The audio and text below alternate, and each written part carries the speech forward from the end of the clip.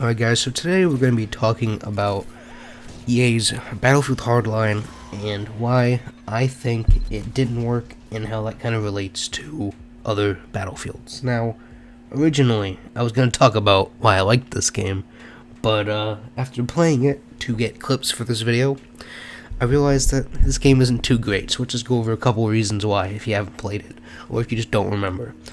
And surprisingly, okay, one of the main concepts of Battlefield is the number of guns and gadgets at your disposal, right? And Battlefield Hardline does a pretty good job of giving you a large arsenal. Now, it is scaled down from Battlefield 3 or 4, but I would still say there's more to choose from here than they give you in Battlefield 1 and 5. Now, a lot of this is DLC type content that you have to do through special contracts that you get through DLC, so not all of these you can unlock, but this is kind of just an overview. But before we get into the negative, let's talk about two really positive things that they added in this game that we had not seen before and have not come back, and I'm kind of waiting for them to pop back up. So number one is the grappling hook, right? It wasn't the most useful thing ever. You got killed with it most of the time, but it was cool. And that's all that matters in Battlefield game most of the time, is how cool do you look doing it, right? So, that's the first one. And the second one was leaning out of car windows, right? This, can take vehicle combat in all new directions, and, obviously since we've been in World War I and 2 era for the most recent Battlefield games, you can't really do that. So I'm looking forward to go back to modern Battlefield and see if they choose to use this mechanic again. I think it could be really interesting. Now, let's talk about the not-so-great things. So, the higher time to kill in this game, if you haven't noticed it on the few kills that I've gotten, it feels good when you're killing someone else, but when it's being done to you, it sucks. I know that sounds like I'm just saying that I'm bad, but I'm not. Basically, I thought I liked it at first when I was playing my first couple of matches, and then as I went on and started to record for another video playing Battlefield 3 and 4, I realized a little bit higher time to kill is the way to go, which is interesting because I primarily play hardcore servers on Battlefield 3 and 4.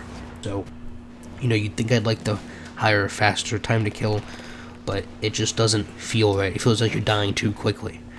And so that's one of the negatives I know a lot of people complained about, but another thing that I don't think a lot of people talked about, and I think is important to a Battlefield game, is the maps, right? You can name so many Battlefield 3 and 4 maps, like Caspian Border, the freaking peak in Battlefield 3, I don't know what it's called, you jump off the edge to the tunnel and you parachute down, that was cool. Operation Firestorm, Operation Metro, Operation Locker, all the different maps between Battlefield 3 and 4. Battlefield Hardline, there's the city, the desert, a bank, a resort or something, and that's because I played this game last week, and those are the maps that I can think of. Alright, and this continues, in my opinion, on the Battlefield 1 and 5. Battlefield 1, there's a desert map, and that's literally all I remember. I haven't played the game in a while. There's a palace map, and then something in the woods, right?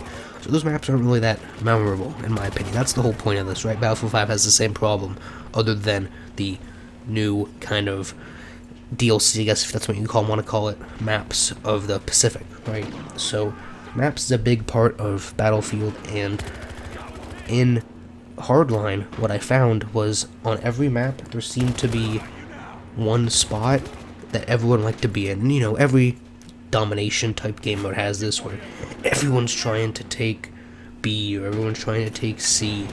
There's a primary objective, but it's not this heavily balanced. I mean, literally the entirety of both teams was in this building for this entire game, and I was in this game for at least an hour and 45 minutes.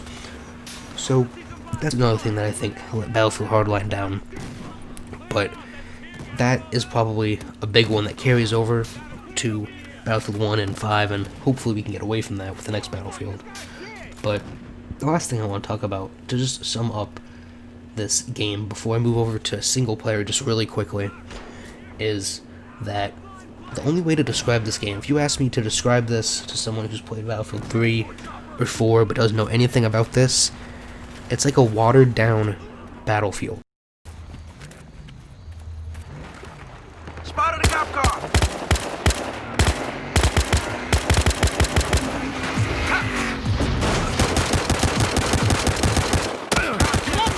So the best way I can describe this, if you haven't played it for yourself, is like if they made the outline of the game for an R-rated movie or an M-rated game, and at the last minute they're like, yeah, PG-13 or T-rated, right? Everything is it's just scaled down. It's like they took the little dials of combat and vehicles and destructibility and just dialed it down a couple of notches. Not enough to where it's not Battlefield anymore, but enough to notice, right? There's still the revolution that they were doing back at that time and some vehicle combat, but it's not as grand as other Battlefield games, and I think that was one of the main reasons that this game failed, along with the maps. But oh boy, let's talk about how the single player makes absolutely no sense.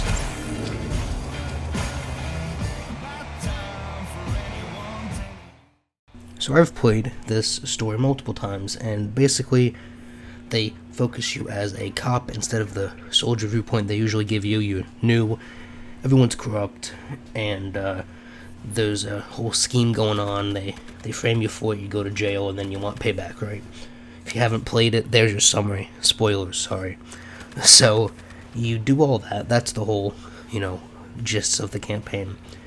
And you get towards the end, and you end up killing the bad guy. But here's the interesting part, right? When you kill him, you discover his vault with all of his, ill-gotten gains from his crime scenes and investigations that he's stolen, and you just take them. Like, the whole point, the whole reason you went to jail was because you weren't willing to take, all of this illegal money and bribes and stuff, and then at the end of the game, you just take it anyways. So what was the point? Alright, but that's not my big problem. My big problem with this is even worse. Alright, so they reward you for non-lethal tasing people, just doing takedowns, arresting people with warrants in this campaign, right? But the way they reward you makes absolutely no sense. It makes sense to reward you for playing stealthily with more stealthful gear and weapons. But they don't do that. They reward you with sniper rifles, LMGs, grenade launchers, things that you're not going to use if you're playing stealthily, so what's the point in unlocking them? It makes absolutely no sense, right? If I, go through my non-lethal mode to tase every single person, don't shoot a single person, get an M249, well, I'm not going to use that. Like, it just makes no sense to me.